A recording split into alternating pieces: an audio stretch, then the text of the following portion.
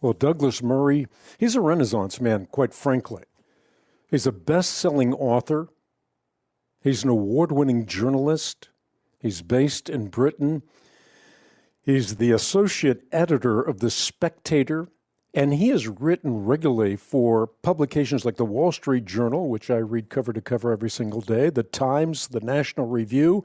His books include a really significant book titled The Strange Death of Europe. And I would say incidentally, or maybe not incidentally, that this book was almost 20 weeks on the Sunday Times bestseller list, and it was the #1 bestseller in nonfiction. That's an incredible barrier to overcome, to become #1 in nonfiction. And his latest book, and that's the book that I want to spend most of my time on today, is titled The Madness of Crowds, Gender, Race, Identity. I wonder if you can elaborate on the Marxist foundations of identity politics and particularly intersectionality. Yes. One of the things I say that is most interesting in this is that there are very clear substructures we can now identify. One of them is, as I say, the Marxist substructure, which is underneath all of what I'm describing in this book.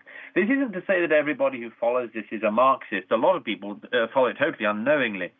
But that there is a Marxist interpretation of history, and indeed a Marxist interpretation of individuals, which is clearly running underneath a lot of this.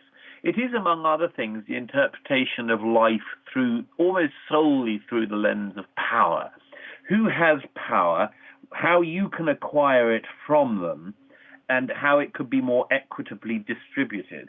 These are deeply Marxist views to start from. And they have, as I say, interwoven throughout the intersectionalist version of understanding our societies. There's a lot more. One of them is the point I make that I trace some of the almost unreadable, but nevertheless I had to read them, post-Marxist and neo-Marxist writers from the latter half of the 20th century, who, as communism was falling apart, started to realize that they had to come up with a new way of understanding society.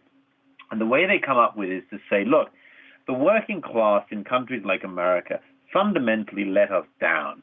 They never turned up for the revolution in significant enough numbers. So this doesn't mean, and it's always important to remember this, the Marxists never think that failure of their project means that the project is a failure. It simply means that we've got to find a new way to make it work, and it will one day. The people who pushed this in the latter half of the last century, among other things, go through this by saying, because the working class let us down, we must now look for new client groups. And we must draw on, and they are completely frank about this, and I quote them, we must, for instance, draw on sexual minorities, we must draw on women as a group, and we must draw on racial minorities. And these people, these groupings, will be the new vanguard who will this time successfully bring about the Marxist society that these people would like. As I say, a lot of people, particularly, students who've just unfortunately been indoctrinated on American campuses, don't know this is what they've imbibed. But it's perfectly possible, and we all know examples in the world of ideas, of people who've simply drunk from wells deeper than they know.